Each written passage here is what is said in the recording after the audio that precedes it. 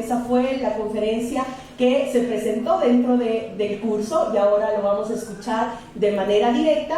También las deficiencias de los indicadores económicos dominantes, que fue dictada por Alfredo Serrano, economista y consultor de distintos gobiernos progresistas y candidatos presidenciales en América Latina.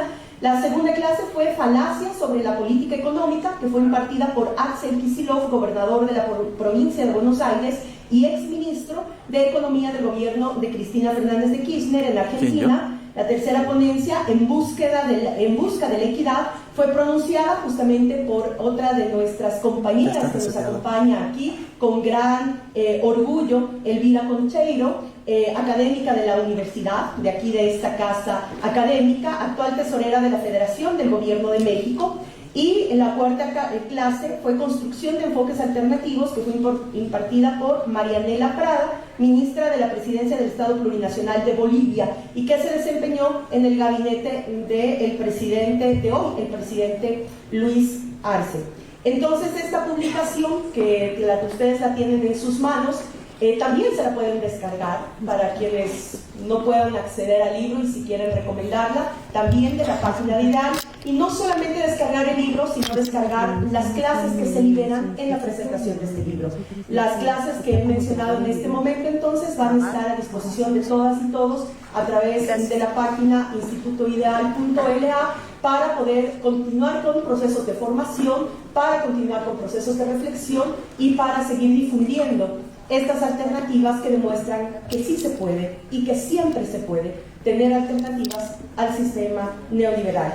Y bueno, no quiero alargarme más, simplemente invitarles a que pues, nos acompañen. Gracias por acompañarnos este día y que nos sigan acompañando en las actividades de IDEAL. Muchísimas gracias, Elvira. Muchísimas gracias al expresidente Rafael Correa, que además, aprovechando su paso por México, pues la UNAM nos ha recibido para la presentación de este libro. Y bueno, bienvenidas, bienvenidos todos. Muchísimas gracias, Nayar, por acompañarnos y por permitirnos estar aquí en esta facultad.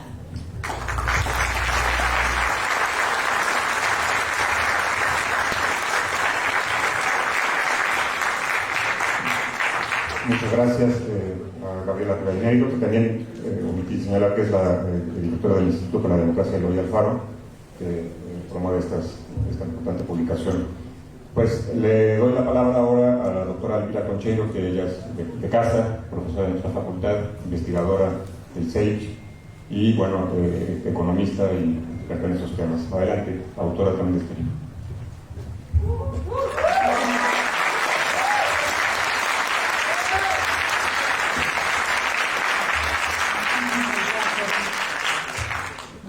De verdad, es para mí un gran honor que la Facultad de Ciencias Políticas reciba a una personalidad como ¿Sumo su cara? Es la primera vez que está en nuestra universidad.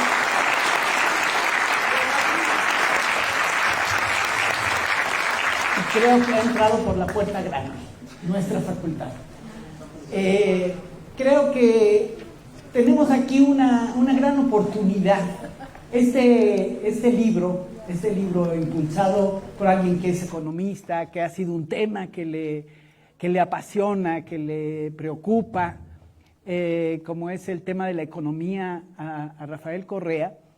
Creo que tenemos la oportunidad nosotros como científicos sociales, como estudiantes, estudiantas de las ciencias sociales diversas que hay en nuestra facultad, y que ya la sola presencia de distintas carreras aquí nos tiene que llevar a una idea de una visión plural, diversa, de la ciencia social, y no fragmentada, no parcelada, que ha sido la historia de las ciencias en general, desde que irrumpió de manera clara el positivismo y todo este desarrollo científico y tecnológico del siglo XIX, y que de alguna manera acompaña un despliegue, un desarrollo capitalista que requiere de ciencias especializadas y fragmentadas. Como fragmentada es el mundo que crea el capital. Creo que en esa medida reflexionar sobre lo que es la economía en la Facultad de Ciencias Políticas, justamente, tiene que llevarnos a muchas preguntas, a muchos cuestionamientos. Y hoy tenemos la oportunidad con la presentación de este libro, que es provocador desde su título, como decía Gabriela, y que implicó unas clases, implicó un curso, está pensado para su difusión, para estos debates que hoy podemos tener afortunadamente de manera presencial, porque este curso por la pandemia fue dado de manera remota. Y creo que esas reflexiones sobre lo que es la economía, el papel que ha cumplido, va adquiriendo importancia de manera muy relevante en ciertos momentos de esta sociedad capitalista. Eso es muy curioso. Ya sabemos que de alguna forma ese desarrollo social que implica ir poniendo en el centro lo que son las relaciones materiales, aunque no lo creamos, no siempre fue así, ¿verdad? Hubo momentos, no sé si era mejor, pero en donde las sociedades ponían en el centro la religión, otro tipo de relaciones más simbólicas, y la cuestión de la reproducción material, de la reproducción de la vida, desde luego ha sido un problema de todas las especies y lo es de la nuestra, pero ocupaba un lugar subordinado. Es con el desarrollo, digamos, de la propiedad privada que esto fue cambiando y fue ocupando un lugar cada vez más central, la cuestión económica, los problemas de la reproducción de la vida, de la reproducción material. Y a pesar de que esto ha ocurrido como una constante en la sociedad humana desde hace muchos siglos, la verdad es que la economía como tal adquiere en ciertos momentos relevancia, no siempre. Es decir, el estudio de ese proceso que en la sociedad va ocupando cada vez un lugar más prioritario, y desde luego ahora podremos ver, Rafael mucho hablará sobre eso seguro, cómo es en términos esencialmente riesgosos ya para la sobrevivencia de la humanidad el que esta relación material esté ocupando cada vez y de manera enloquecida el eje de la vida humana, perdiéndose el sentido de la vida mismo, ¿no? Para estar reproduciendo cosas, mercancías, en fin. Pero aquí estamos hablando de un tema que está vinculado y a veces se desprende y se va por su propio camino, que es el desarrollo de la ciencia, o de la ciencia que se dice que estudia en concreto estas relaciones materiales, que despliega con toda complejidad, con toda riqueza, en el momento en que la humanidad instaura y gira alrededor de la propiedad privada, de las distintas modalidades de la propiedad privada, pero sabemos muy bien de cuál clase de propiedad estamos hablando bajo este régimen.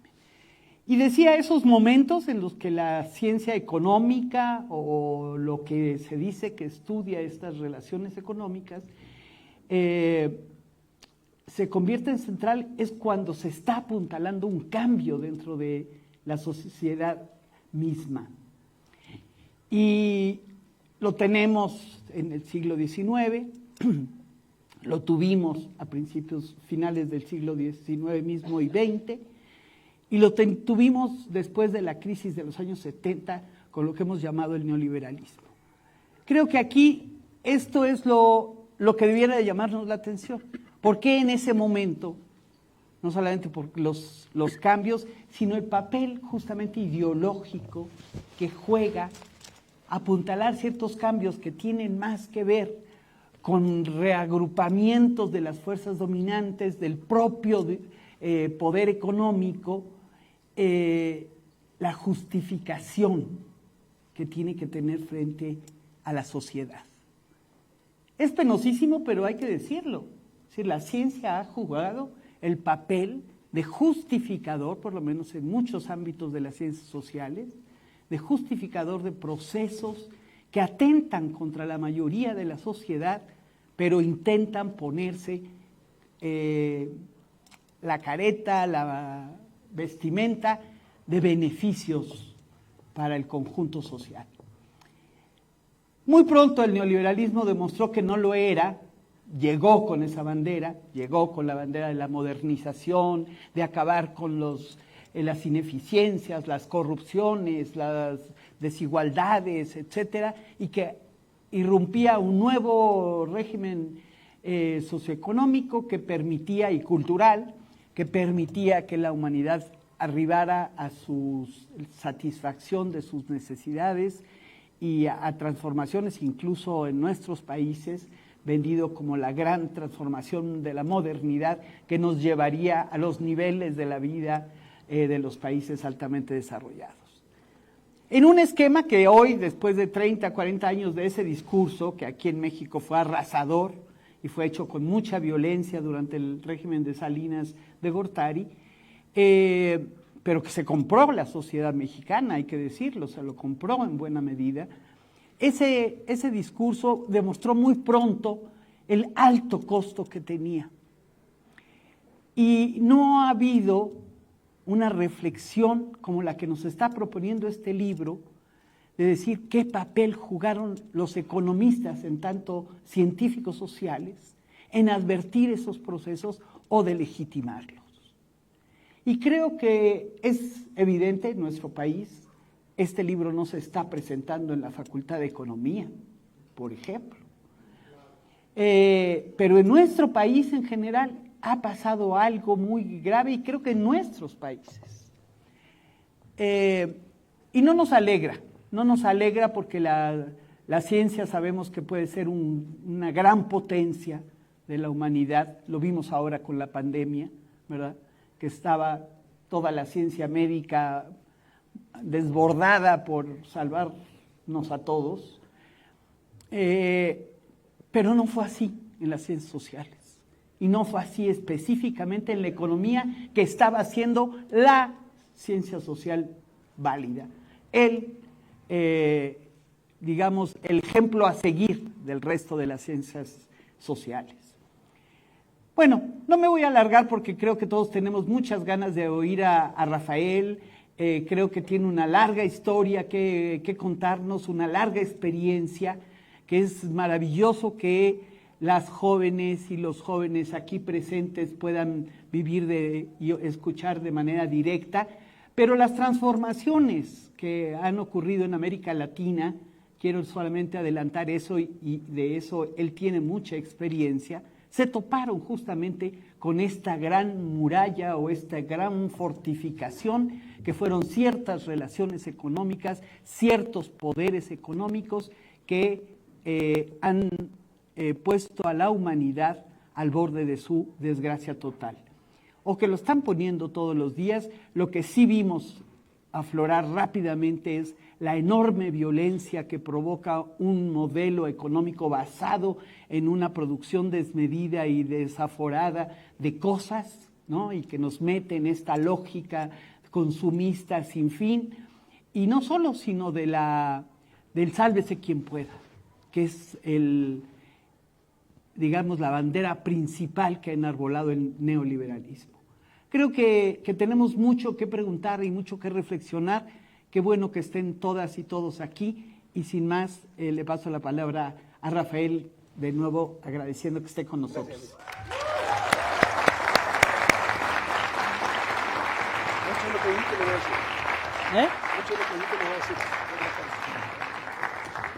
Muchas gracias, Elvira, por esta intervención que abre el panorama, la perspectiva regional en torno a estos debates, y sobre todo este cuestionamiento de la ciencia económica y el papel que ha jugado en el destino de nuestros países, de nuestros pueblos.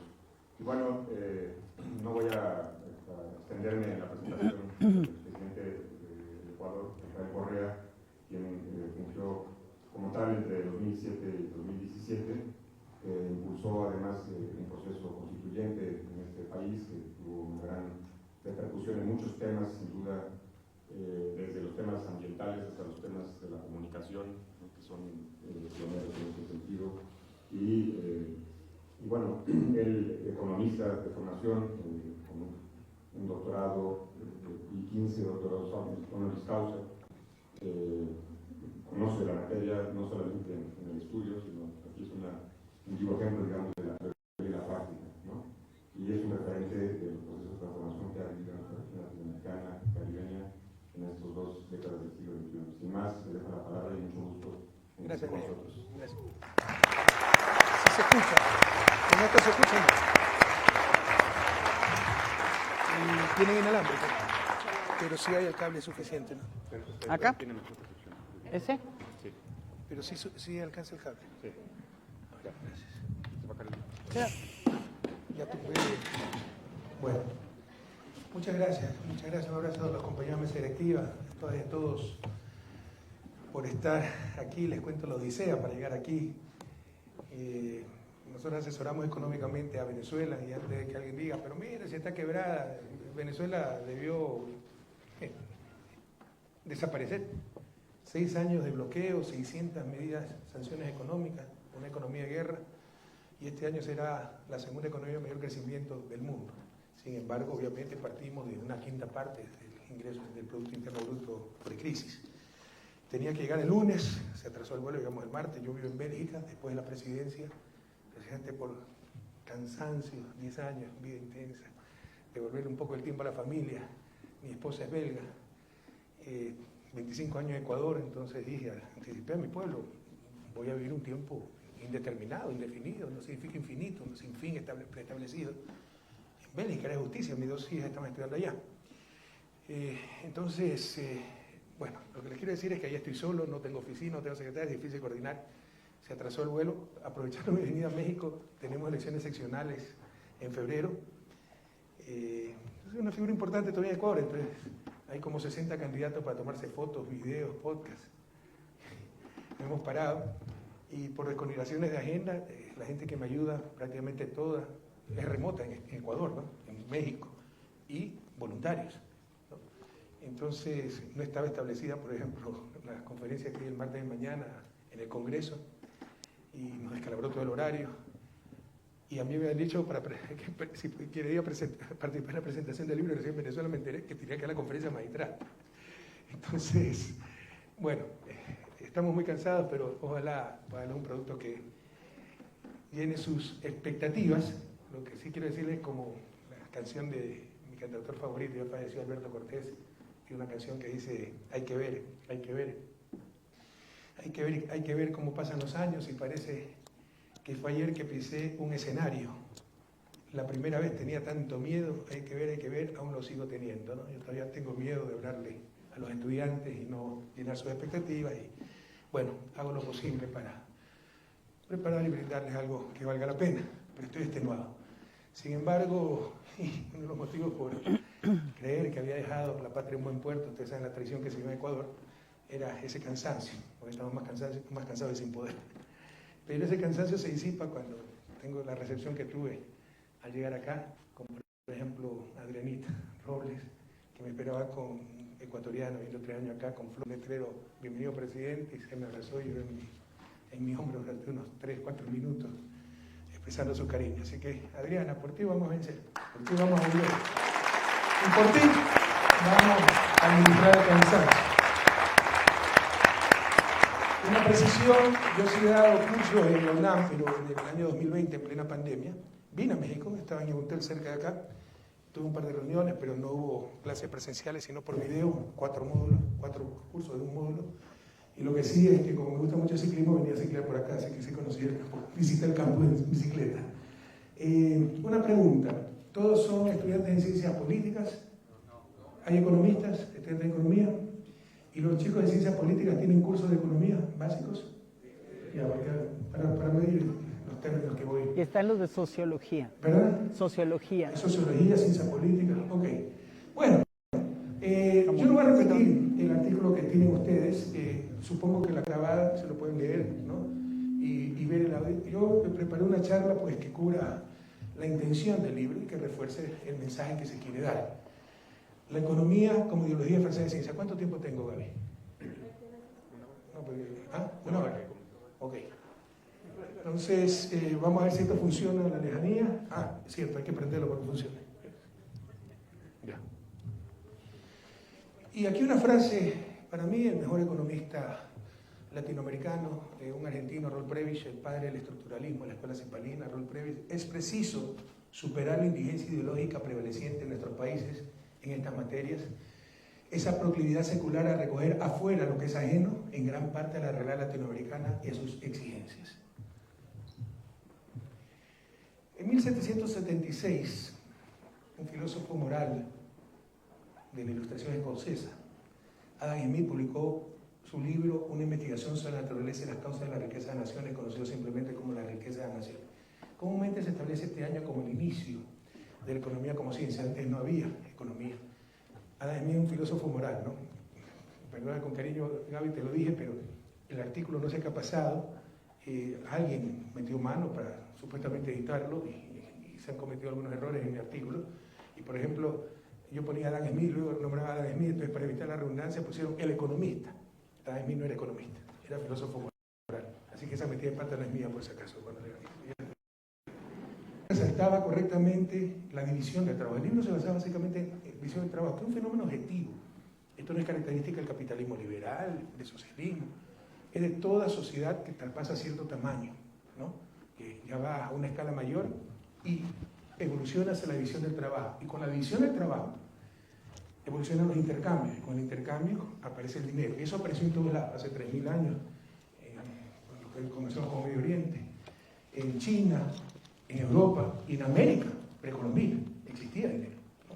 Diferentes clases de dinero, pero existía dinero. Eso no es patrimonio de un sistema, de una ideología, sino una evolución objetiva, ¿no? Natural, si cabe el término, de la sociedad, cuando logra cierto tamaño. Se especializa, se generan intercambios y aparece el dinero. Lo que hace Adam Smith es decir que esa especialización debe darse con la libre iniciativa, ¿no? Cada quien tomando sus decisiones, y motivada por el fin de lucro. Y esto es realmente lo importante, porque no necesariamente tiene que ser así. Como veremos, el libro de Adam Smith, a pesar de que tiene un libro anterior de los sentimientos morales, es una edad del egoísmo, ¿no? El egoísmo como motor de la sociedad. Años después hay Rand, una libertaria, crea toda una ética para justificar ese egoísmo, la ética objetivista. Lo más moral que puede hacer alguien es buscar su propia felicidad, en resumen. El llamado egoísmo racional. Es una fea virtud, el egoísmo, un feo defecto humano. El egoísmo, incluso teóricamente, ¿no? Con todo un andamiaje ético, filosófico, en una gran virtud, ¿no? La fundamental virtud, si quiere. Luego describía lo que llamó la sociedad comercial, y que actualmente se llamaría economía de libre mercado o capitalismo liberal, definido como la propiedad privada de los medios de producción. Las patas en que se apoya, en que se asienta el capitalismo liberal es la propiedad privada de los medios de producción y la libertad de prensa. Sin duda lo que estaba describiendo y legitimando a Adam Smith era el capitalismo liberal, ¿no? Smith daba de esta forma la bienvenida definitiva al capitalismo laissez-faire, que había empezado un siglo antes. La gente, ya apareció una burguesía que no quería controles, los monopolios que existían en esa época, era el rey, la monarquía, lo que te daban permiso para hacer tal actividad, te ordenaban hacer. Tú tienes barcos, tú comercias aquí, el otro acá. Y ya esto venía de hace un siglo atrás, brotes contra el sistema predominante que era el mercantilismo, la principal forma de capitalismo no liberal. Además nos dice, no es la benevolencia del carnicero, el cervecero o el panadero lo que nos procura nuestra cena, sino el cuidado que ponen ellos en su propio beneficio, el egoísmo. No nos dirigimos a la humanidad, sino a su propio interés, egoísmo.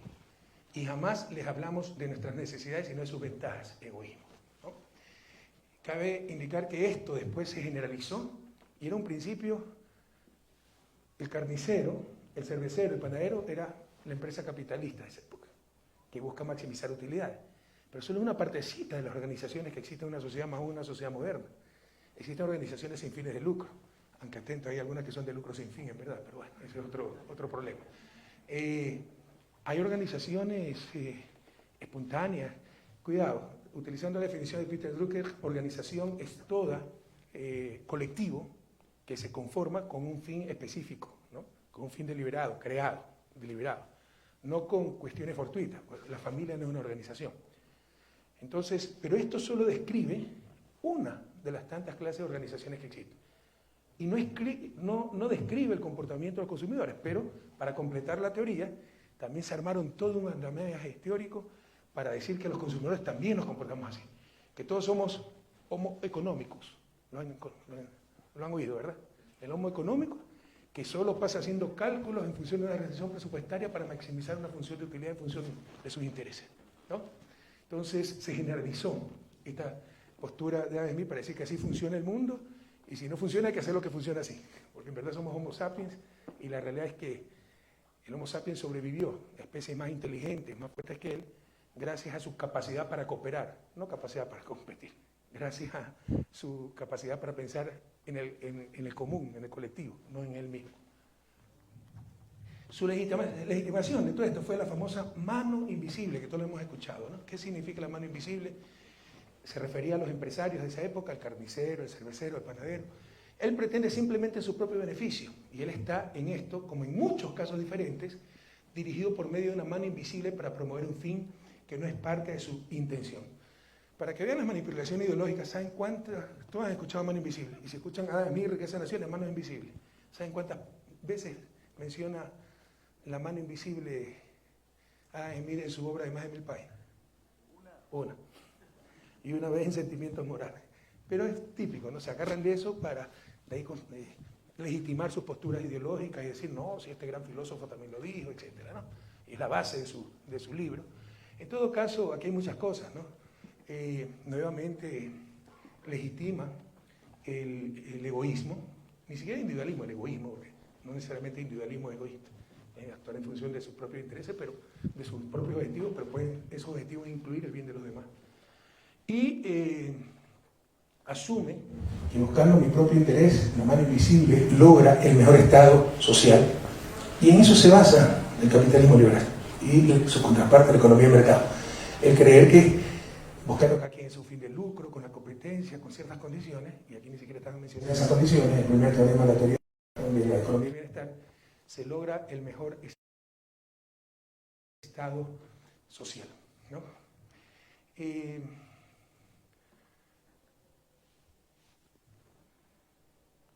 Como les decía, estoy muy cansado, sé que se me fue la idea que les iba a decir, pero bueno, de esto podremos volver más adelante. Bueno, básicamente, como les decía, legitima el egoísmo como motor de la sociedad. Ya, recordé.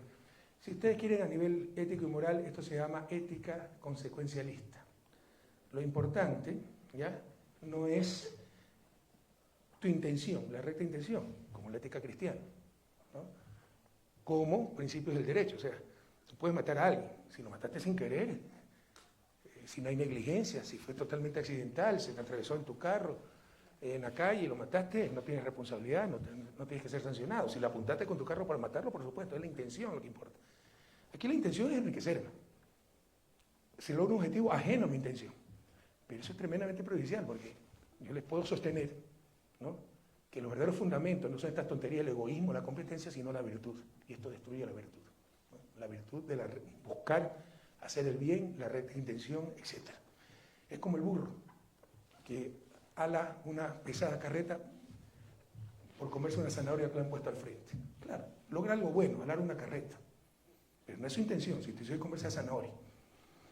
Si el objetivo es alar la carreta, puede ser lógico. Si el objetivo es hacer menos burro al burro, les aseguro que es una muy mala idea. ¿Okay? A la nueva disciplina la llamaron economía política. Esto es muy importante. Economía política, dejando claro que no se trataba de ciencia pura, sino también de argumentos políticos. La economía nació como economía política. Pronto se establecieron principios como la ley de Say, de un economista francés, la cual en esencia decía que toda oferta crea su propia demanda. O sea, no hay problema, no hay que controlar nada. En términos modernos significaría que, bueno, que había equilibrio de oferta y demanda, y que el pago de los factores, trabajo, tierra, generaba el ingreso para la demanda de la propia producción. y nadie tenía que meterse, ¿no? Pues sobre todo el Estado, no tenía que intervenir en los mercados. Solo Karl Marx presentaría un real desafío a gran parte de estas ideas, y no voy a profundizar en esto, a las que denominó economía clásica. La síntesis neoclásica, ¿no? Hubo varios clásicos, Adam García, Adam Smith, que estoy hablando yo, Adam Smith, ¿por qué es el lapso? Para que no lo cansado que estoy. Adam Smith, Gabriel Ricardo, Stuart Mill, filósofos morales, ¿no? Sobre todo Stuart Mill y liberales, y Stuart Mill y Adam Smith. Entonces había varias corrientes de esto. Vino Alfred Marshall, este señor, y en el año 1890 hace una síntesis no clásica, ¿no? Ese libro fue el principal libro de texto a nivel mundial en cuanto a economía. Recopiló los paradigmas clásicos, constituyó un cuerpo consistente, los confrontó con nuevos enfoques, le dio nuevos métodos, sobre todo el uso de las matemáticas. Esto que les he dicho, cada quien busca su propio beneficio. La empresa capitalista maximizar su beneficio es un proceso de optimización. Y es cálculo, bueno, ese es el marginalismo, ya lo voy a decir más adelante. Pero son procesos de optimización. Marshall consolidó la teoría subjetiva del valor, esto es importante. Antes de Marshall prevalecía la teoría objetiva del valor. Ni siquiera Marx pudo librarse de los encantos de la teoría objetiva. ¿Cuál es el costo, el valor de las cosas? El costo de producción, ¿no? Llámese horas de trabajo, llámese lo que se pagó en tierra, etc. Pero no es cierto. Ustedes pueden ser el mejor elefante blanco, gastar horas construyendo la cosa más inútil, que va a tener valor cero. La teoría subjetiva del valor dice la capacidad de satisfacer necesidades, que sea valorado por alguien. Ese es el valor de las cosas, y eso es correcto, es lo subjetivo, no lo objetivo. Que además sostenía que lo importante para la decisión de los agentes y la formación de los precios no eran las cantidades totales, no es la montaña que cree, sino el último granito que puse, ¿no? No es la cantidad total de agua, sino el último litro de agua, lo que, sobre todo, lo que determina mi capacidad, mi disponibilidad a pagar por ese nuevo litro de agua, o lo que quieran ustedes, ¿no? Por una nueva unidad de pan, etc. Esto es marginalismo, ¿no? Y matemáticamente, no lo he puesto aquí, pero es cálculo marginal, entonces armó una teoría muy bonita, ¿no? Proceso de maximización, la empresa capitalista busca maximizar utilidades, los consumidores buscamos maximizar nuestra satisfacción, ahí hay más problemas porque la satisfacción es observable, entonces no hay, basta que se ordenen adecuadamente las preferencias y se solucione el problema matemático, y todo a través de la competencia, la mano invisible, viva la fiesta. Quiero decirles que solo en la página número 647, esta es una anécdota bastante interesante, correspondiente al apéndice H del libro de Marshall, se presenta por primera vez las famosas curvas de oferta y demanda. Ustedes escucharán en todos lados, Marshall creó las curvas de oferta y demanda, el modelo de base, todos lo conocen, ¿verdad? Bueno, casi se lo olvida. Fue en la página 647 del apéndice H, y esto es discutible también, ¿no? Porque un autor alemán había presentado gráficos muy similares y ya está comprobado que Marshall conoció el trabajo de ese economista alemán. Pero en todo caso la contribución de Marshall fue enorme. Y el problema ¿cuál fue? ¿No? Que este esquemita, que refleja un mercado en condiciones extremas y frecuentemente inexistentes, competencia, ausencia de poder de mercado, etc., se lo utilizó de igual manera que para las papas, para el capital financiero y para los seres humanos. Con la diferencia es que si baja el precio de las papas no salen a reclamar. Si baja el precio, el salario, la gente sí sale a reclamar. Te miran, pero salen los productores a reclamar, sí, pero ya no directamente las papas. Entonces este esquemita sirvió también para graficar el mercado de trabajo, y yo ni siquiera acepto una definición, un nombre como este, mercado de trabajo, porque el ser humano no es una mercancía más, el salario no es un precio más. El ser humano es sujeto, no objeto, no es un medio de producción, esto corresponde al mercado de factores, ¿verdad? Los factores de producción no es un factor de producción, es el fin mismo de la producción.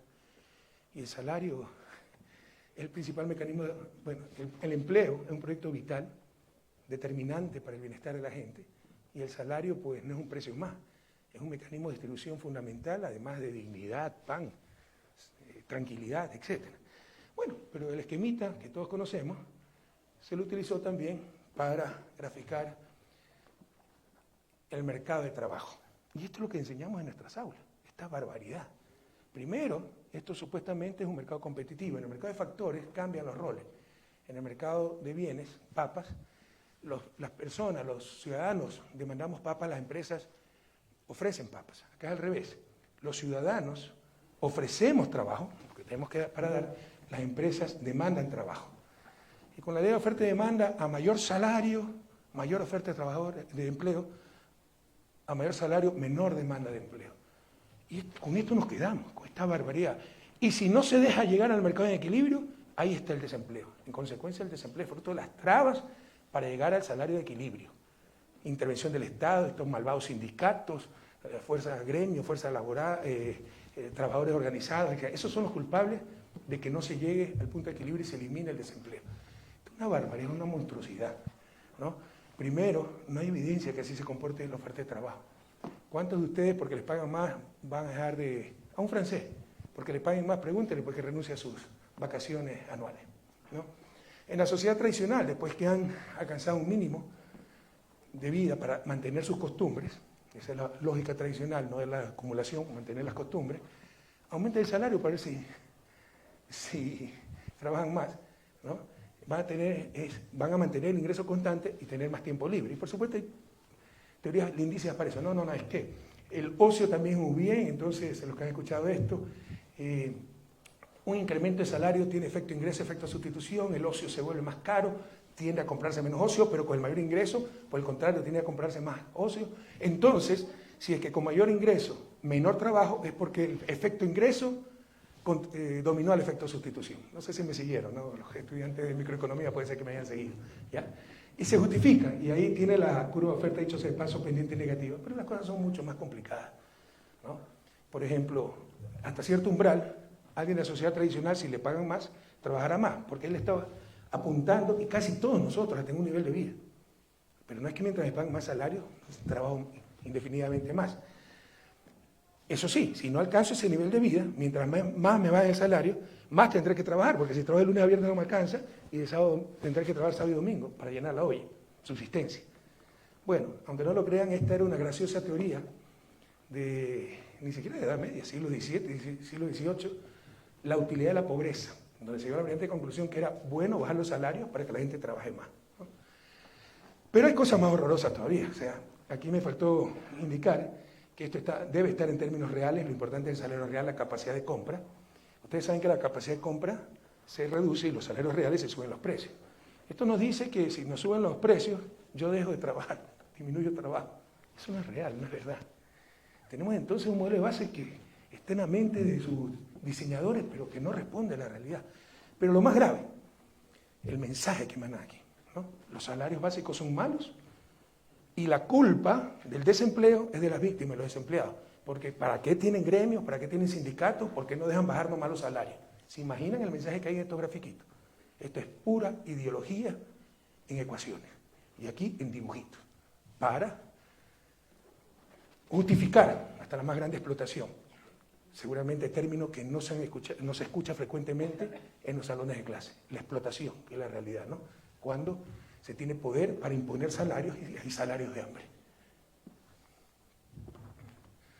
La obra de Marx es lo que se conoce actualmente como microeconomía. Sus aportes fueron gigantescos, pero a un gran costo. Cuidado, esto sirve. El esquema de oferta y demanda, cuidado. No es que vamos a, por tirar el agua sucia a la bañera, vamos a tirar la bañera con bebé y todo. Pero muchas veces lo que pasa en economía es que tiramos el bebé y nos quedamos con el agua sucia, ¿no? Entonces tampoco no podemos caer en ningún extremo de esos. Es saber discernir. Entonces, el esquema de oferta y demanda para mercancías, para bienes privados, puros, no puedo extenderme eso, pero eso sí habla el artículo, puede servir, pero para seres humanos, para el trabajo humano, es una locura. Y el gran costo de estos esquemitas y del libro de Marx es que se dejó definitivamente abandonado en el camino el nombre de economía política, utilizado por los clásicos, denominando a la disciplina es diferente de ciencia, la disciplina es un conjunto de conocimientos sobre algo. Puede ser de origen científico, puede ser no de origen científico, puede ser en base a la experiencia, técnica, tradición oral, disciplina. Entonces yo creo que la economía, más que ciencia, es una disciplina. Y más que teoría universal, que no existe, no hay instrumentos, algunos muy valiosos como este esquema, para resolver problemas, ¿ya? Entonces se abandonó y se empezó a llamar a la disciplina simplemente como economía, graduándola de ciencia y quitándole supuestamente lo político, que nunca se le quitó, ¿no?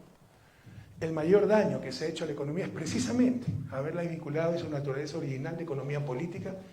Nos han hecho creer que todo es un tema técnico y sin considerar las relaciones de poder dentro de las sociedades, nos han convertido en funcionales de los poderes dominantes. Esto lo dice un gran economista, uno de mis preferidos, que sabía más por viejo que por economista, porque enseñó cuando tenía más de 90 años, John Kenneth Galbraith. Tal teoría económica no es neutral, es el aliado influyente y valioso de aquellos cuyo ejercicio del poder depende de la existencia de un público sumiso. Así tiene que ser, así que nadie reclame. Es ley natural, ley física, ¿no? Dicho sea de paso, este es un artículo de un discurso cuando era presidente de la Asociación de Economistas Americanos y fue publicado en el Trimestre Económico aquí en México. Se llama El poder y el economista útil. Algún día le hablo. El poder y el economista útil, de los años 70. Y el mensaje central: el economista que hace abstracción de las cuestiones de poder es un perfecto inútil. Todo parecía marchar sobre ruedas, en la teoría y práctica económicas, hasta que aquel nefasto 29 de octubre de 1929, martes, cuando se desplomó la Bolsa de Valores de Nueva York, iniciando la Gran Depresión. Ante el caos se concluyó lo obvio: no existía ninguna ley de SAI, ni un equilibrio automático de pleno empleo.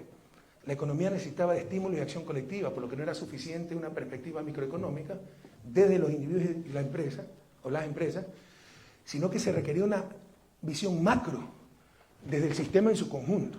Y aquí utilizo la palabra sistema y no lo volveré a utilizar, pero aquí está el futuro de las ciencias sociales.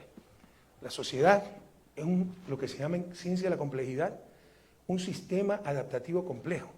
No se lo puede manejar con reglas preestablecidas, porque un sistema adaptativo es aquel que cambia las reglas jugando el partido. Empieza el partido de fútbol con unas reglas y mientras juega el partido van cambiando las reglas.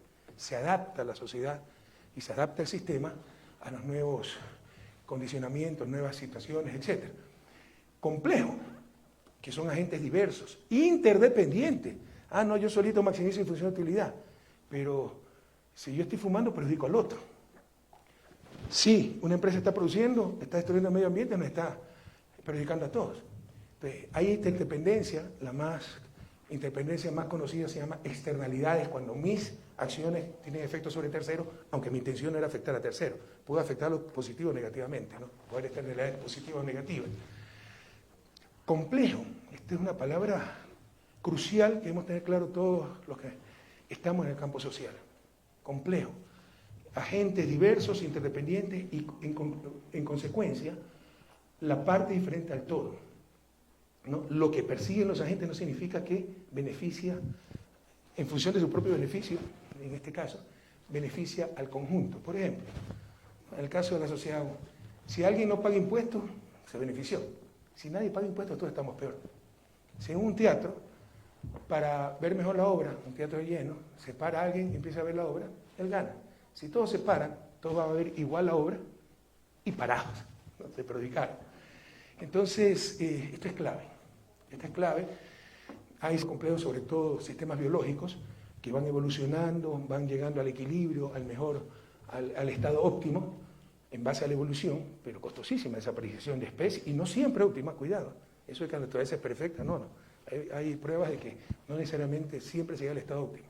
¿Cuál es la gran diferencia de ese sistema adaptativo complejo llamado sociedad humana? Que somos los únicos con capacidad para gobernar el sistema y deliberadamente tomar el mejor camino, ¿no? Ahí está el futuro de las ciencias sociales, estudiando ciencia de complejidad y enfocando la sociedad humana como un sistema adaptativo complejo. Lo que les estoy diciendo, las repercusiones son múltiples. Por ejemplo, si no existen reglas de juego preestablecidas y el partido, las reglas de juego cambian con el partido, quiere decir que no hay función agregada de producción, porque es otra ficción para justificar la teoría de crecimiento y barbaridades y medio, ¿no? Yo fui muchos años profesor de teoría del crecimiento y todavía no estoy muy seguro si me ganaba honestamente la vida. Bueno, surgía no solo una nueva rama, sino toda una inédita visión de la economía. Y por eso vengo a la academia, ¿no? Y este es mi ambiente, así que me siento muy feliz aquí. Ahora, venir a la academia es un problema en política, ¿no? En la academia es un pecado no decir la verdad. En política es un pecado decir la verdad, ¿no? Bueno, surgía no solo una nueva rama, sino toda una inédita visión de la economía. La macroeconomía, sintetizada en 1936 en el libro The General Theory of Employment, Interest and Money, del gran economista de Cambridge, John Maynard Keynes, tipo inteligente, ¿no? Se apuntalaba así la teoría de la demanda agregada, y con ella el conjunto de instrumentos y medidas para controlarla, llamadas políticas de demanda o simplemente políticas keynesianas, básicamente, aunque no únicamente, política fiscal y monetaria. Por ejemplo, los libros ortodoxos ya solo te hablan de política fiscal y monetaria, pero puede haber también política comercial. Bien, eso ya atentar directamente contra el libre comercio, el mercado, etc. No significa que sea malo, sino que atenta contra sus paradigmas. Aparentemente la teoría y práctica económicas nuevamente respondían de forma satisfactoria a la realidad. Fueron años de oro, la posguerra, el crecimiento, los golden 60s. Mucho progreso, mucho bienestar, hasta que llegaron los años 70. Y se dio un nuevo fenómeno, 1973, que es, normalmente había un trade-off, una disyuntiva entre generar empleo y generar inflación, entre crecimiento e inflación. Eso se llamaba la curva de Phillips. Era una observación empírica, bueno, que se le dio un respaldo teórico, ¿no? Se pulverizó todo eso en los 70. Ahora había inflación sin empleo y sin crecimiento, porque era una inflación por costos, y costos derivados de choques externos. En este caso, la guerra del Yom Kippur, por la guerra del Yom Kippur, donde Estados Unidos se alió con Israel, los países árabes iniciaron un boicot petrolero contra Estados Unidos. Dada la ineficacia de recetas keynesianas, o sea, quería generar empleo, generaba más inflación. Quería controlar la inflación, generaba más desempleo. Dada la ineficacia de recetas keynesianas frente al nuevo fenómeno y confiado en una mucho mayor eficiencia en los mercados gracias a los avances técnicos e institucionales, se empezó a imponer lo que se llamó Supply Side Economics o economía de la oferta, que en esencia proclamaba menos impuestos y desregulación para un mejor funcionamiento de los mercados, ¿no? La propuesta más conocida, tal vez por la mayoría de ustedes, no la única, de esta escuela de pensamiento y nueva construcción teórica, es la curva de Laffer, del economista Arthur Laffer. No sé si sigue vivo, tú un perfecto imbécil. Pero bueno, ya. En todo caso, ¿qué nos decía la idea de Laffer?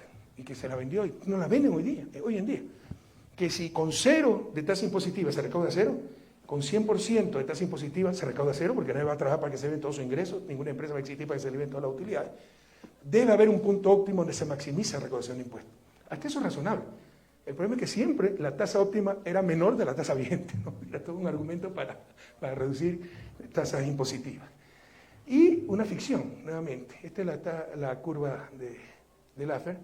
Y es una forma particular, fruto de su imaginación,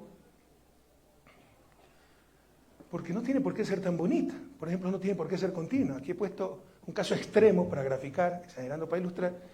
Puede ser algo así, que mientras más se acerque a 100% a tasa impositiva, más se recauda impuestos hasta que llega un punto donde colapsa, ¿no? En una curva discontinua. Todo depende, utilizando la misma teoría neoclásica, de la forma de la función de producción. Pero nos vendieron esto. Y siempre el óptimo estaba por debajo del vigente, una justificación para reducir impuestos, sobre todo a los ricos, ¿no? La economía de la oferta también nos trajo, ¿no? Esto es importante. Y bueno, puede ser que se equivocó Laffer.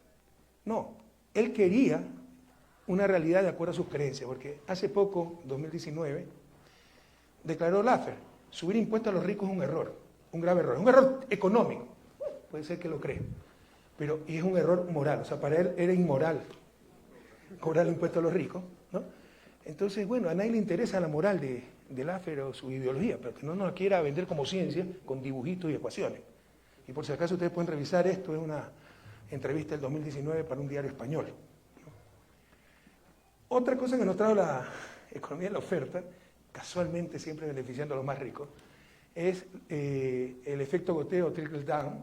Esto es reducir los impuestos a los ricos para así generar ahorro, inversión y crecimiento económico que supuestamente beneficiará a todos, ¿no? Esto muchas veces se representa como una pirámide de copas, donde se vierte champán en la copa más alta y va regando el resto de copas, ¿no?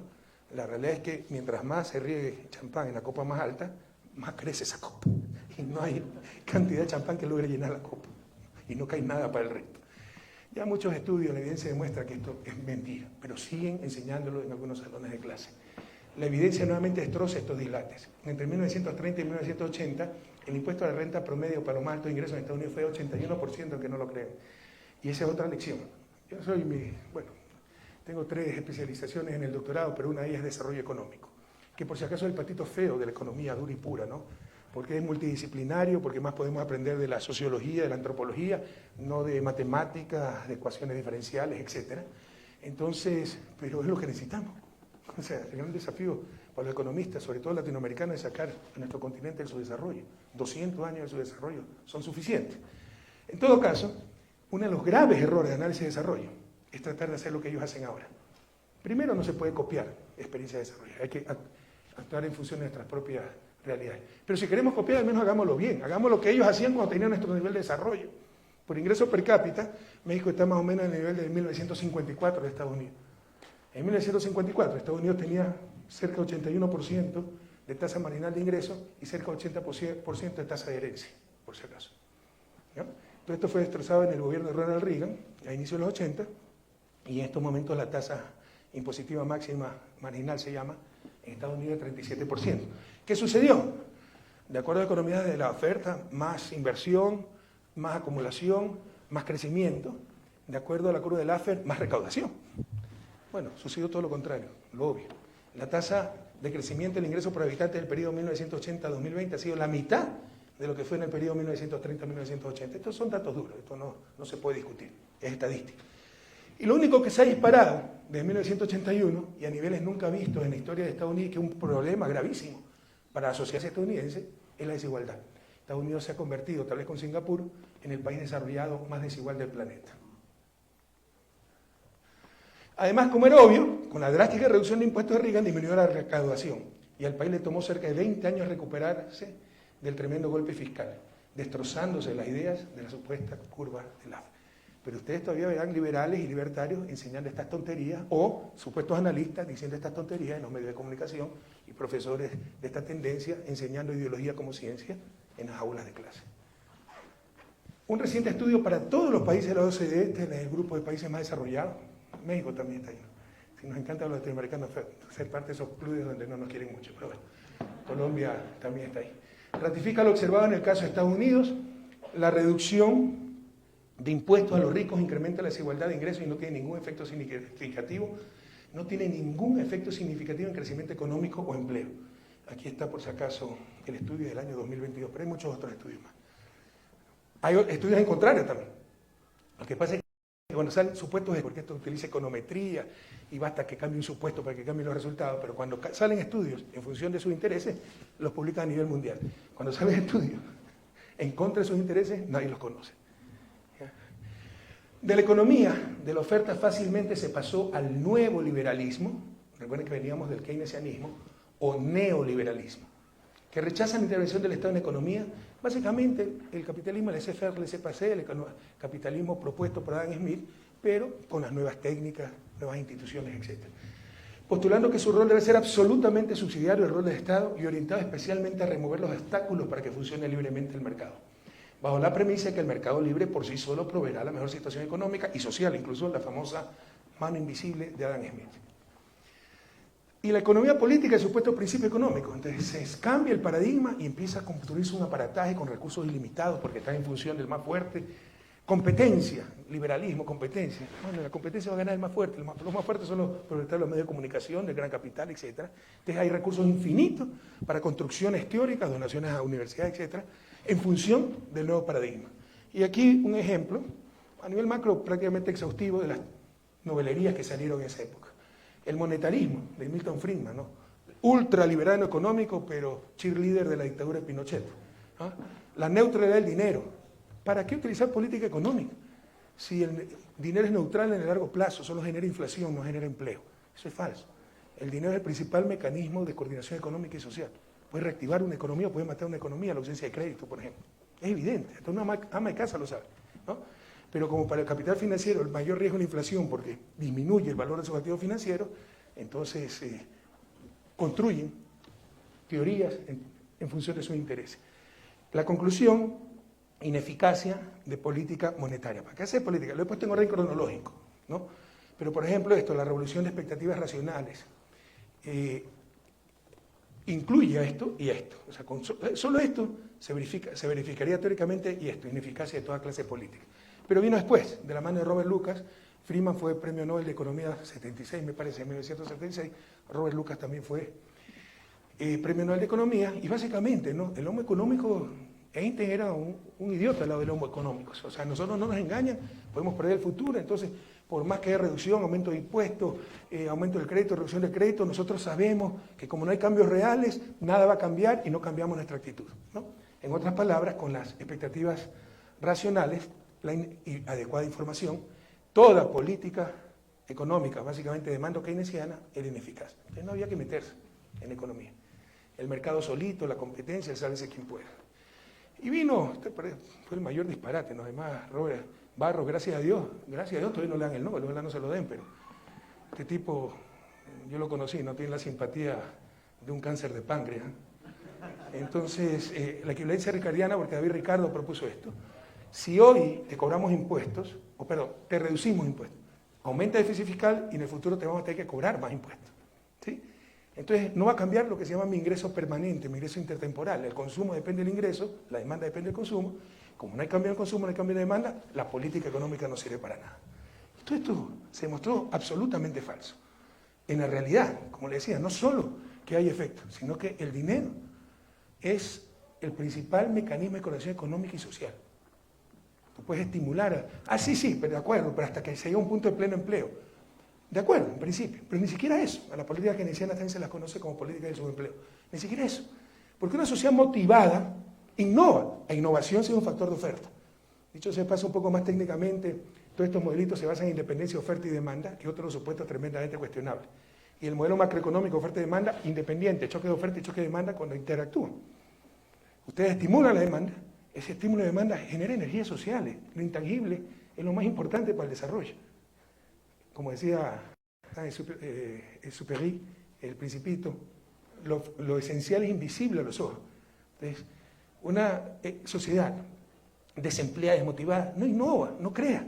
Ese es el factor de oferta. Entonces, estimula demanda, genera empleo, dinamismo económico y genera innovación, creatividad, que son factores de crecimiento, de oferta a largo plazo.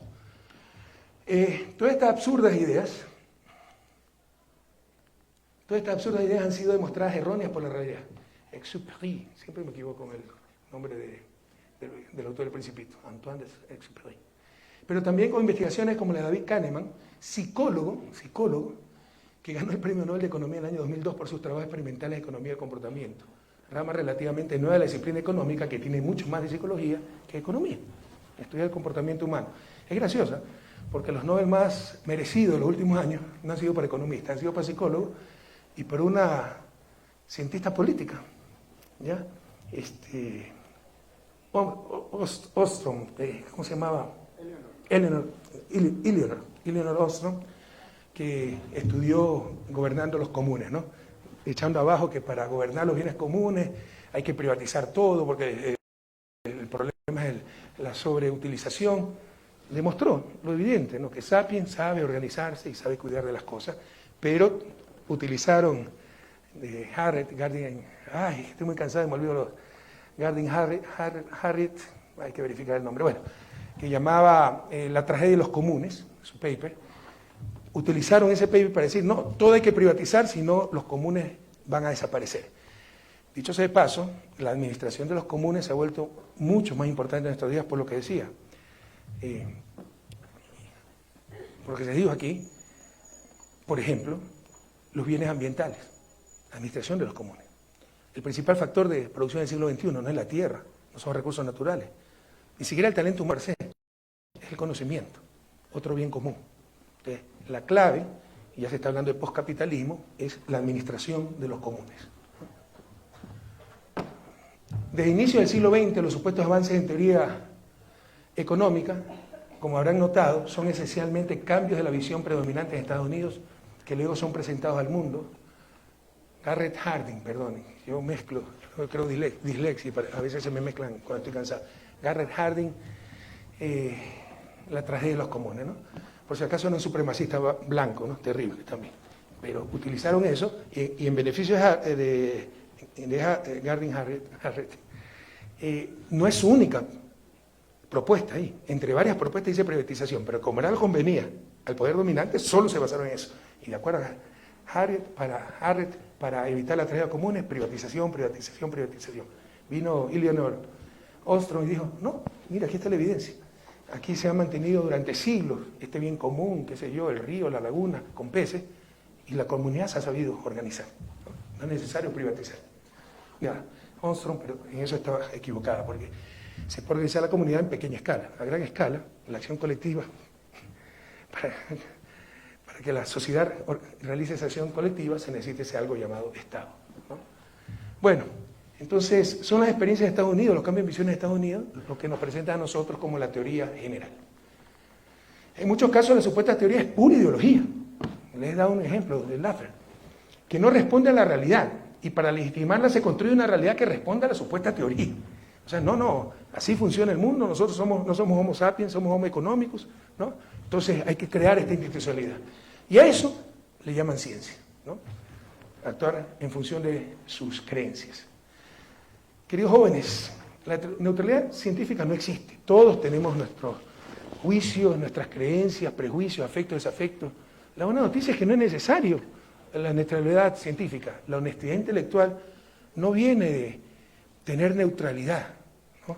Es imposible ser no neutral. La objetividad científica no viene de la neutralidad. Es imposible eso.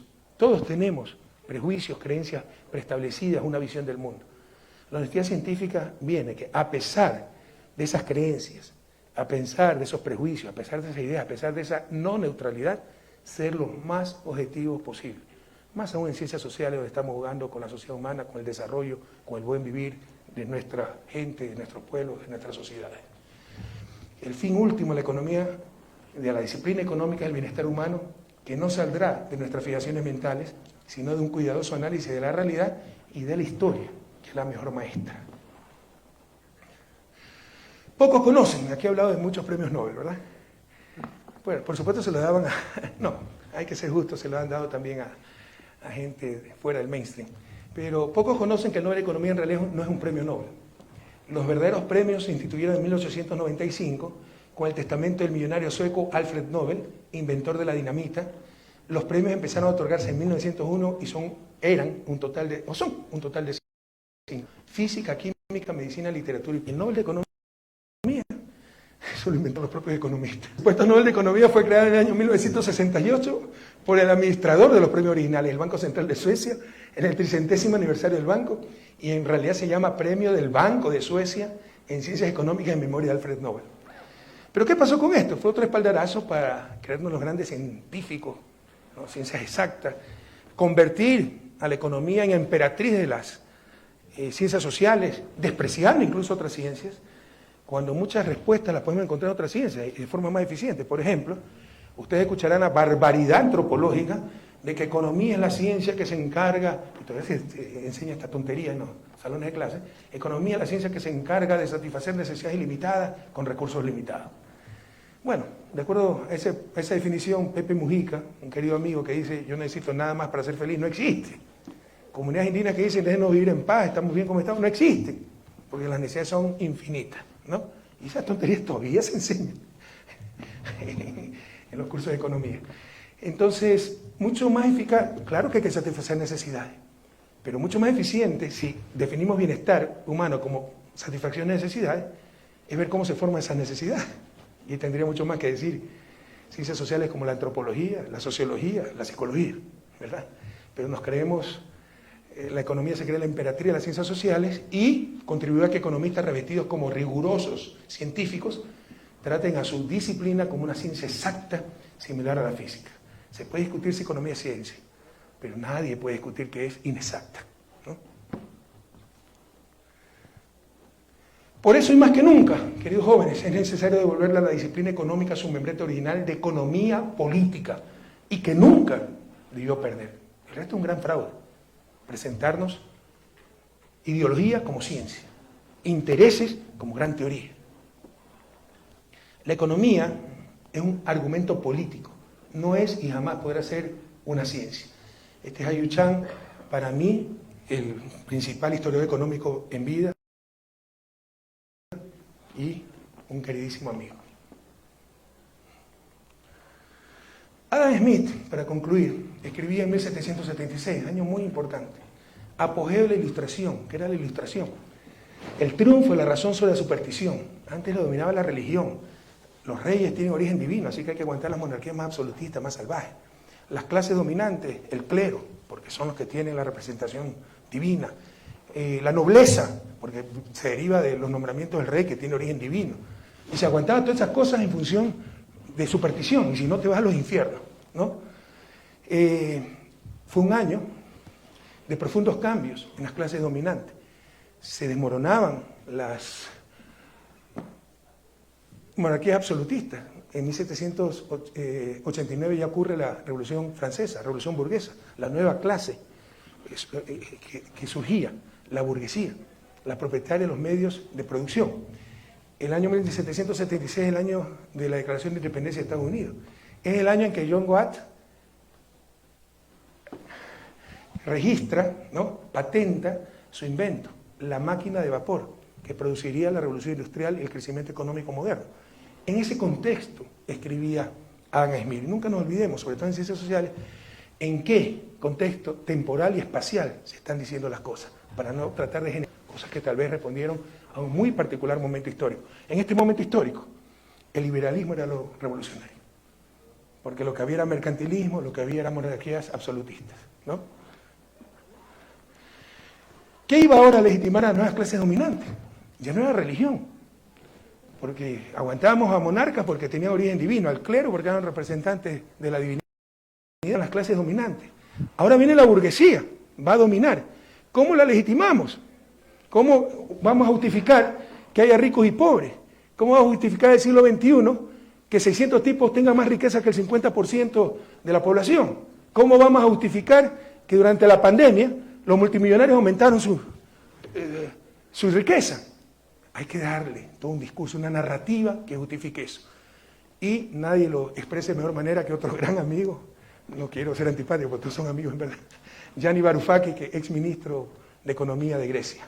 Y Giannis nos dice en su libro, a medida que surgieron las sociedades de mercado, la religión pasó a segundo plano.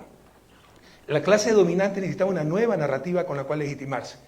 Y se basó en los mismos métodos matemáticos de físicos e ingenieros para demostrar con teoremas y ecuaciones que las sociedades de mercado eran el orden natural último, creado como por una mano invisible, para usar las palabras de su padre fundador más famoso, el economista Adam Smith. Él pone que es economista.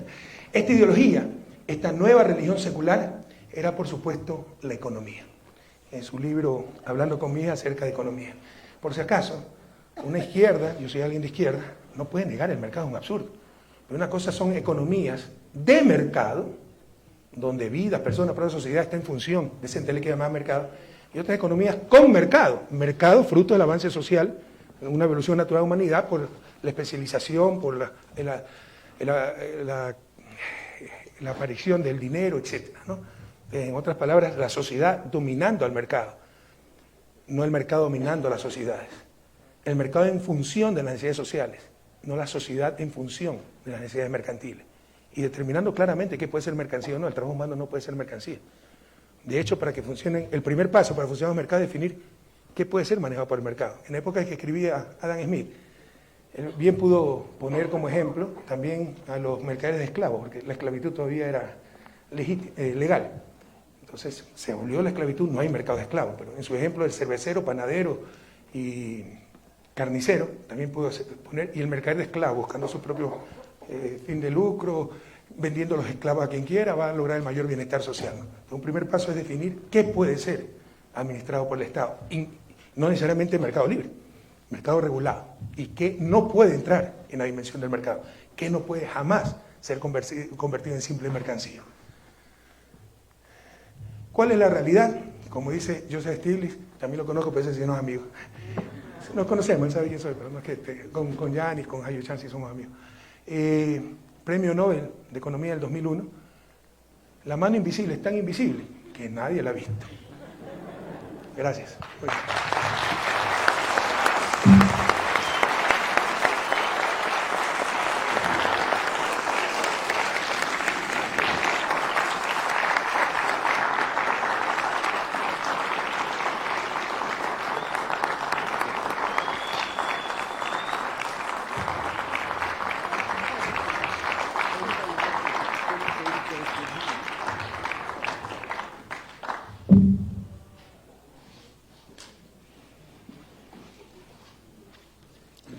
¿Cómo está su tiempo? No quiero. Sí. No, es tardísimo. Ya pasé la 1, tengo almuerzo. Ok. Inevitablemente lo van a acordar para que lleguen las firmas, pero ya no voy. O sea, tenía un almuerzo a la 1, voy a llegar casi a la 2. Pues muchísimas gracias por esta exposición tan importante que nos ha ofrecido el presidente Rafael Correa, que nos ha nutrido sin duda en la comunidad de las facultades de Ciencias Políticas y Sociales sobre un tema de trascendencia que atraviesa además muchas de las materias y de las discusiones e investigaciones que desarrollamos en nuestra facultad y abre, bueno, sin duda con este libro pues un debate no solamente importante, polémico, sino fundamentalmente necesario, ¿no? En estos tiempos en que, en efecto, el modelo neoliberal, la ideología neoliberal como tal, ha vendido esta idea que yo he rescatado mucho también, como se referencia al pacto ecuatoriano, de lo que ha señalado el presidente Correa, de la diferencia entre una economía de mercado y una economía con mercado, ¿no? En una nación que tiene obligaciones de esta actividad. Pues agradecemos muchísimo la presencia de todas y todos. El presidente Correa tiene una cita un poco lejos de aquí y era a la 1, ¿no? Entonces está con el tiempo apretado. Esperamos que esto haya sido de gran enseñanza para todos y todos y estaremos aquí presentes y bueno, nuevamente agradecer su presencia, aquí está su facultad de Ciencias Políticas asociada. Sí, se está transmitiendo en Facebook, lo puede verificar en 2 páginas, en la página de IDEAL y en la página del Centro de Estudios Americanos, está transmitido toda la conferencia. Y además, si me permite, también, la clase que dio Rafael Correa en el curso Economía como Ideología Disfrazada de Ciencia también se libera desde hoy, junto con la charla de la compañera Elvira Concheiro, la charla de Marinela Prada, la charla de Axel Kicillof, todas se la encuentran ya liberadas en la página institutoideal.la. Y para las compañeras que deseen ver el contenido también del libro Mujeres, Poder y Política en América Latina, pues el contenido ya se encuentra liberado también en la página. Gaby, si me permite, por si acaso mi artículo en el libro me ha orientado más a la parte micro, aquí critiqué un poco más la parte macro. Por supuesto, lo económico, la supremacía del consumidor, la clasificación de los bienes, de lo que trata sobre el mercado, los bienes privados. Por eso se titula Si la Tierra es plana, mi teoría funciona, porque para llegar a la mano invisible, teóricamente hace una serie de supuestos que ya condicionan el resultado, pero son supuestos absolutamente inexistentes en la vida real. Y también, si me permiten, Nayar y compañeros, una pequeña cuña publicitaria. La noche de ayer en la Cineteca se hizo el preestreno de la película documental Se fue a volver, que es sobre el caso del exilio y de la persecución política en Ecuador. Las invitamos a todas y todos que lo puedan ver. Sale en Capital 21, es una producción de Capital 21 y sale justamente este día domingo a las 9 de la noche, 21 horas del domingo. Sale la película en Capital 21 y en 2 semanas la van a poder también ver liberada ya en YouTube y en las redes sociales. Así que invitadas todas y todos también para ver este material. Esta producción Se fue a volver, realizado por Capital 21 y Nómada Producciones. Gracias a todas y todos y gracias por la participación.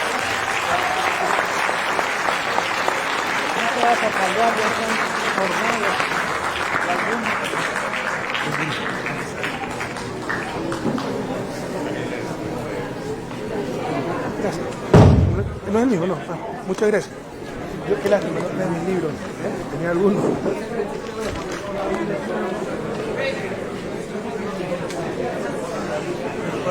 Necesitaba. En Facebook. Al contrario.